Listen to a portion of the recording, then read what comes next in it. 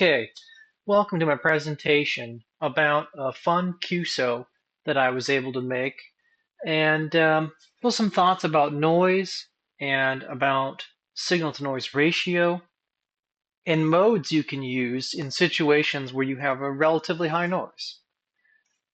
Well, you might know that Jim Dickman, Whiskey Alpha 4 Tango Victor November, was down in St. Bart's doing some operations. And he made radio contact with Andre, Uniform November 7 Golf in Kazakhstan from Bart's. And he sent me an email and basically said, you got to talk to this guy. He's a nice guy, make contact with him. But I wasn't really prepared at that moment. I didn't have an antenna that would be able to work Kazakhstan. I have a 40-meter doublet that's sort of pointing a null in his direction. So I went home the day after and assembled a 17-meter dipole, flat top, about 50 feet in the air, aimed it 20 degrees from north, should be right at Almaty, Kazakhstan. And we set a time to make an arranged QSO around 9 o'clock. But didn't really go maybe as planned 100%. I mean, I knew what to expect, but 17 meters was not very active at 9 p.m. on the east coast of the United States. It was pretty dead. And this is not an MUF map. This is, of course, just a sunlight map. But this is from the date and time of the contact. And if you saw in the picture here, the straight line picture, I'm shooting across Greenland through Russia into Kazakhstan. And if you trace that on this Mercator projection, it's basically a dark path, I would say, until you get to the Kazakhstan side of things, where maybe the band was still pre-opening, but sunrise was happening. I mentioned maybe MUF, maximum usable frequency. I pay attention to this a lot when I'm operating HF. This is the maximum frequency you can use before your radio waves simply travel through to space instead of propagating around the globe. And I use this MUF map often. There's a website there in the slide. This is not from the date time of the contact, but just to give you an idea, if I'm on Virginia here, I think I'm sitting pretty for daytime HF, reaching out into Europe. I would say if we're looking at the gray line here, maybe an interesting time if you wanted to talk to Saudi Arabia or this very far Eastern Europe. Great stuff. Go look at MUF maps all the time, and also go look at critical frequency maps to pick your bands. But anyways, it didn't really look like it was going to happen. And yet it did. So how is this possible? How do they make this contact? Well, I ended up having to use Morse code to cut through the noise. And if we're going to talk about Morse code and weak signal modes, then we need to talk a little bit about noise. So, well, what is it? Noise is everything you don't want to hear. It's from your radio itself due to physical processes in the electronics. It's from a noisy piece of electronics that you have in your home, or maybe your neighbor has in their home 3 doors down. It could be man-made interference like a net that's just not what you want to listen to right now. It could be lightning or other sort of atmospheric and natural processes. So, is it bad when I hear noise? Well, keep in mind that a good system is going to hear everything, including noise. So if you have a crappy antenna and you put up a better one, you're probably going to hear more noise in terms of power making it to your headphones. And a successful QSO basically depends on an adequate signal-to-noise ratio at both of the receivers. So on this graph, which is in decibels, so we can do some math tricks here to turn a ratio division into subtraction, and we can show visually what the signal-to-noise ratio is in let's just call it decibels here. It's bananas. But I think everyone's pretty familiar with this idea. I've got a spike way off the noise floor. If I tune my radio into it, I can hear the big spike. If I tune into the small spikes, I'm not going to hear them so good. The signal-to-noise ratio on those two middle peaks is much lower than the leftmost peaks. So I'm turning on my radio, and I'm not hearing much on single sideband. maybe propagation's bad, it's the wrong time of day for this band, or maybe my system's not optimal, maybe my neighbor has, LED lights that throw off a ton of noise. Well, maybe it's time to look at a low signal to noise ratio mode. Low signal to noise ratio mode. How many viewers have maybe seen these kinds of numbers before? I'll ask in the club meeting who recognizes it. If you're getting a 3.2, a 3.2, a 3.2, or a 3.29, 3.29, you're basically barely being heard. I mean, maybe you can get a 2, a 2.2 or something like that, but it's just they're not hearing you very well. So what are you going to do when you're not being heard? Well, look at these other modes. I think this table is kind of a main point of the whole presentation. I think this is the heart of the presentation. And the picture there, I believe, is from our winter field day. That might be Alan's antenna, or maybe Jim's. I can't remember.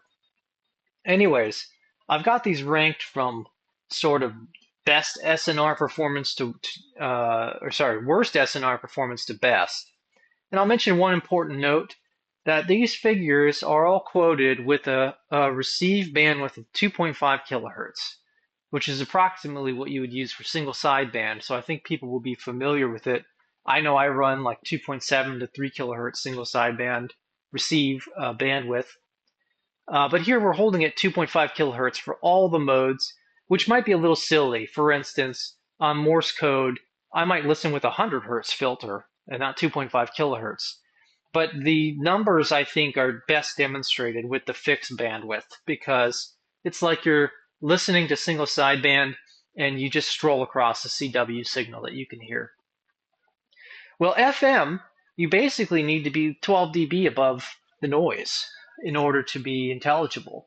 Of course, with FM, intelligibility disappears very quickly. So if you start to drop that power, they can't really squint hard and listen better. The FM signal's gone. It's not going to be demodulated well. Single sideband, plus 10 dB. And by the way, I tried to find multiple sources for these numbers, sources that were derived from both experiment and theory. So hopefully not BS. Of course, single sideband, maybe an experienced DXer in the right setup, you could get down to like plus 5 dB or something like that. But it really starts to go away, the intelligibility, as you get towards the noise. And then things start to get interesting. RTTY and CW. These are very interesting modes. RTTY I'm not going to talk too much about. I'll say it can be heard below this 2.5 kilohertz noise floor. Again, the bandwidth is being held fixed here in these measurements. And RTTY also depends on the speed of your transmission. The more speed you're using, the more bandwidth your signal is going to occupy, and the more trouble you're going to have being heard in a high noise situation. CW, I think these numbers, they kind of cover the typical operator range. So maybe you're going up to like 20 words per minute. You can hear pretty far down into the noise relative to a single sideband bandwidth. FT8, I think this is another big hitter I want to talk about today. Really fun mode to operate, and it lets you get down to like negative 20, negative 21 dB, I think is kind of what I've seen personally, and saw some numbers quoting down to negative 24. Now, let's go back to CW now, CWQRSS. Well, QRS is the Q code for slow down. QRSS is like really, really slow. And here we're talking about a 6-second DIT.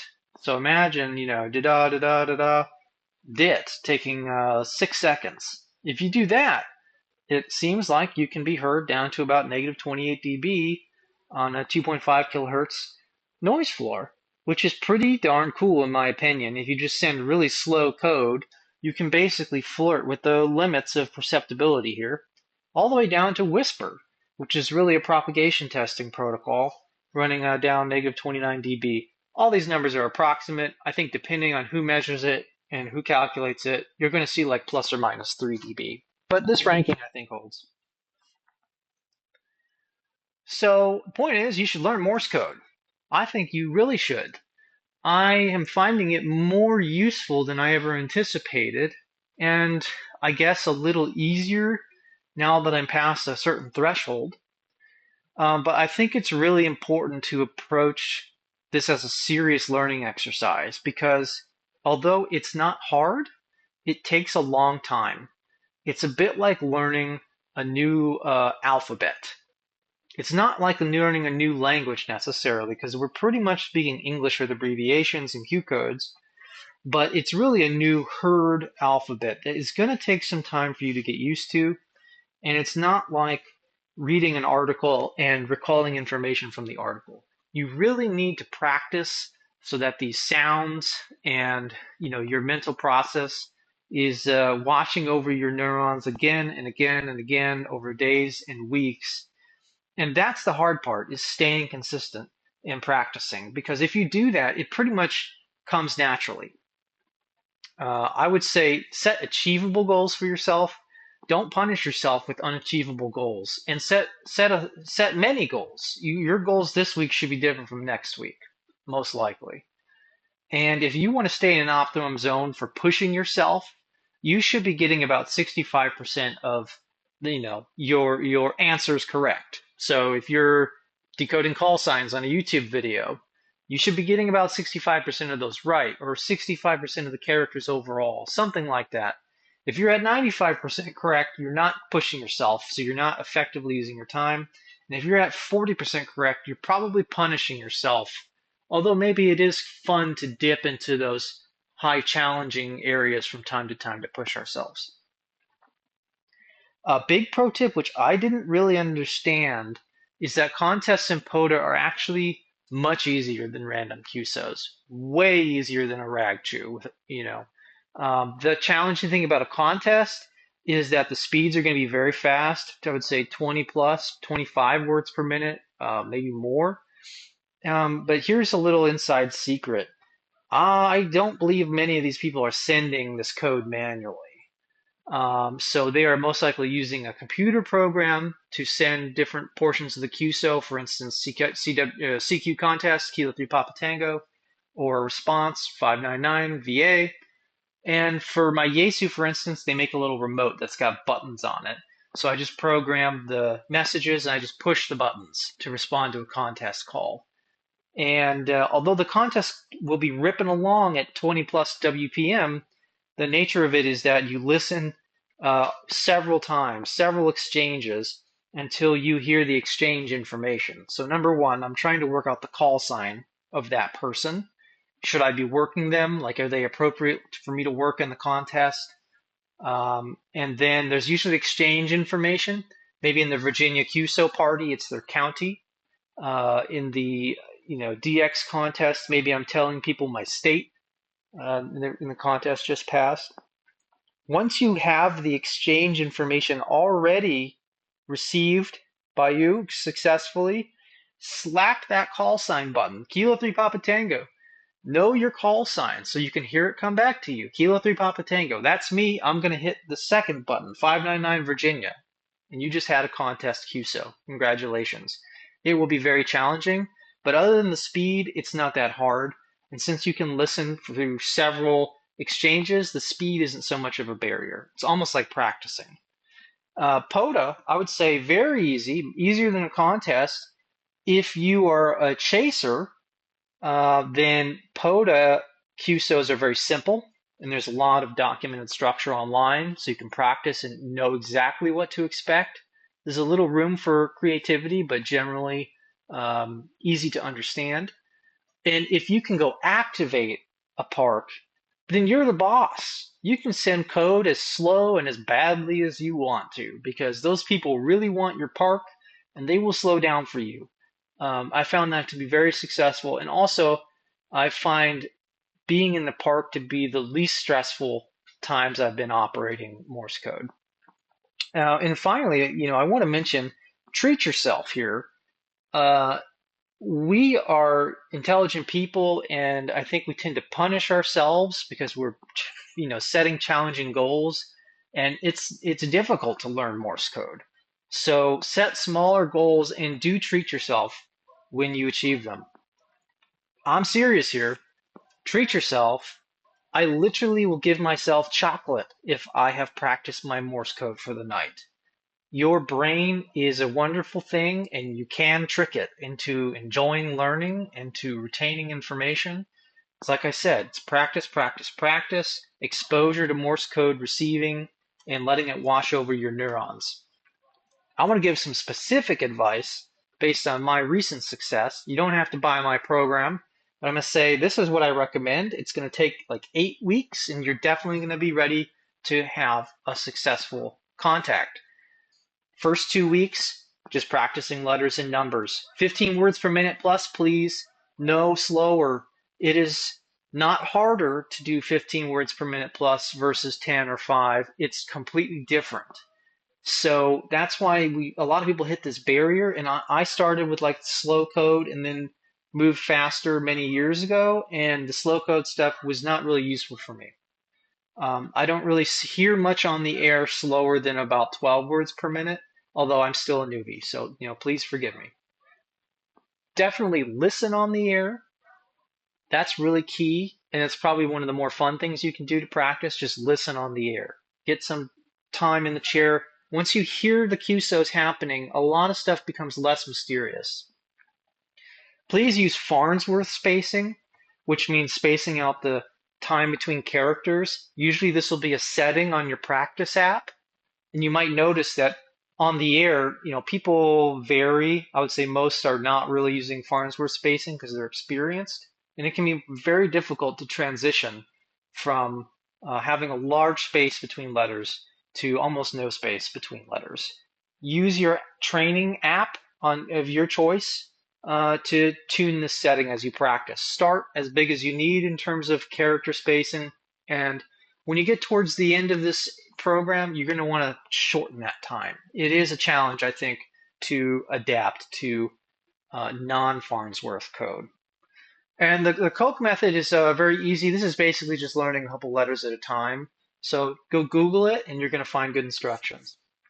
Okay, 2 to 4 weeks. Now you're just really into the practice. What you want to do is make sure you've got an established routine. Maybe I'm decoding that call sign once a night on the air, just writing one down that I've decoded successfully. That's my win for the day. Maybe I'm spotting them on a cluster. But you're still missing a lot of letters and numbers in this time, punctuation. So it's going to be hard to have a complete understanding, and your speed is still going to be pretty slow. Start sending whatever speed is comfortable for you. I mean, everybody's got different physical abilities as well. So it's like, don't be scared of the cognitive dissonance of trying to receive 15 words per minute plus and sending slower because you can't physically send that fast. I find the fastest I can send right now is like 15 to 17 words per minute. And after that, I start to lose control of the accuracy of my sending. Start watching videos on YouTube of QSOs. There's slow QSOs, there's rag chews, there's POTA, hours and hours of this stuff for you to get an idea of what it's like to actually be using this mode. And a lot of them are really fun videos too. Listen on the air, LODA. 4 to 6 weeks, get more serious into the complicated videos for practice. You want to be decoding call signs, top 100 words, combinations of characters and numbers. You're going to want to train yourself on punctuation. I would say specifically question mark, equal sign, period, and slash. Those are really important. Start to speed up your sending if possible. Get it above 10 words per minute so you can be expedient with your messages. And definitely be doing something on the air. Just decode those call signs, like I said. It was a great reward for me to sit down for 10 minutes, get one call sign after listening for a few, go verify on QRZ it looked right. But it's no pressure. I'm not going to make a contact with this person. I'm just listening. And then as you get towards the end here, 6 to 8 weeks, practice a whole QSO. Send both sides of a QSO to yourself, 0 power or with a training keyer. Review all your letters, numbers, and punctuation. Don't hesitate to kind of start over. Can you just get everything 100% right? You start over at the letter A. Can you speed run that day through every letter in the alphabet? Do a POTA or get involved in a contest. Like I said, they're easier than it sounds. And don't be afraid of failure. Try and try again. The more times you fail and the faster you fail, the quicker you're going to be having successful QSOs, some confirmed contacts on QRZ. Okay, and a couple of last pro tips because I know this is a lot. Don't use a straight key. People online say like use a straight key. I don't know why. Frankly, an iambic paddle objectively removes room for error, allows for easy speed adjustment, and clean code. The squeeze capability of a paddle, which alternates dits and DAWs, is optional. I don't use it.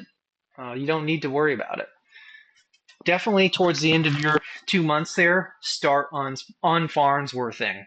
Don't lean on it any more than you need to have a clear differentiation of characters in your practice, and start getting it down as low as possible. Let's say you're working on 17 words per minute heard. Maybe your path to removing Farnsworthing looks like setting it to a 14 word per minute character spacing, right? And then you can go 15, 16, 17 until the Farnsworth spacing is gone. And don't forget that your learning goals I've described are not your on the air requirements and goals. Once you're comfortable getting on the air, do whatever you want. Send as slow as you want. The other person probably needs you to send slow half the time. And, don't be worried about just failing a QSO. I mean, there's been a few times where I just had to bow out, say thank you, 73, identify yourself, and I'm closing station. So, sorry about the QSO, but it's just part of the process.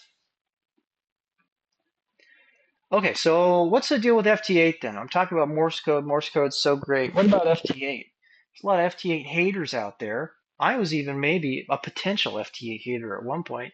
Now I'm a big fan of FT8. FT8 is a weak signal mode, as we saw in the table, and I find running FT8 is a bit like operating in a CW contest, especially if you're talking about pushing a button to send your call sign and stuff. It is quite close. And I've got a program here on the right, WSJTX, which is the one I use very successfully on Linux with my Yaesu rig. And the contacts are made manually. They're not automatic. I think some other programs support automatic, contacts. It's not maybe for me unless I was just doing some propagation testing. But the way I'll show you another slide, a little bit more detail about the way it works. But I'll say FT8 is really great for some DX, the very reaches of what you could possibly achieve. Use FT8. Check PSK reporter for your propagation, a bit like the reverse beacon network for CW. FT8 is great for compromise installations. You just got barely a wire in the air. You know what? You can get on the air with FT8. You're not going to have to shout in a microphone all evening or something and bother your loved ones. I got sucked into this screen for hours. For hours. I thought I would surely be done. It turns out I sat there for 2 hours clicking on DX, trying to break through the pileup.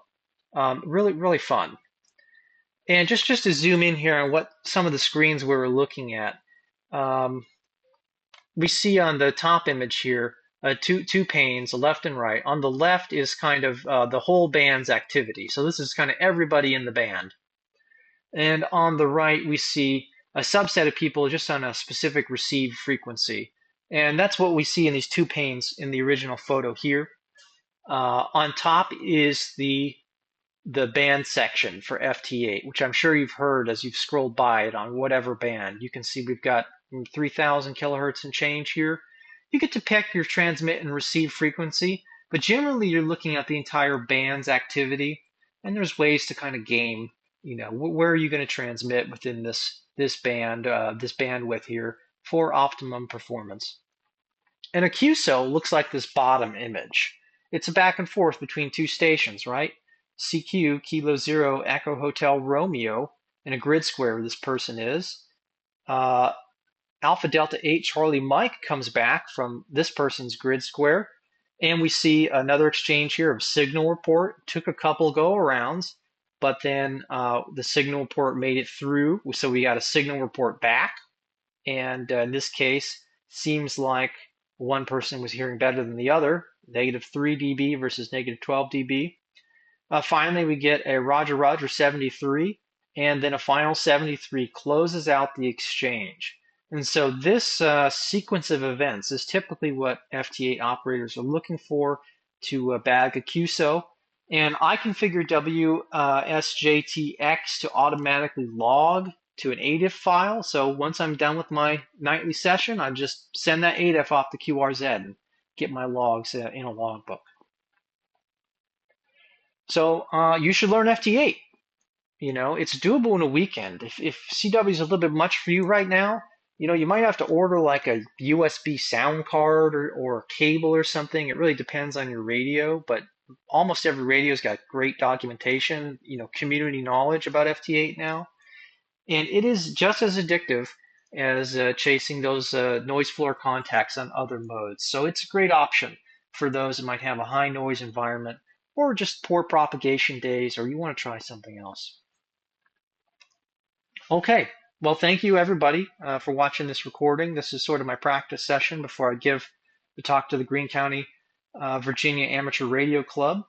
I was delighted to make this contact with Andre, Uniform November 7 Golf, in Kazakhstan. It wouldn't have been possible if I hadn't spent 2 months studying Morse code. I'm continuing to practice. It is not easy. It's easy to skip it.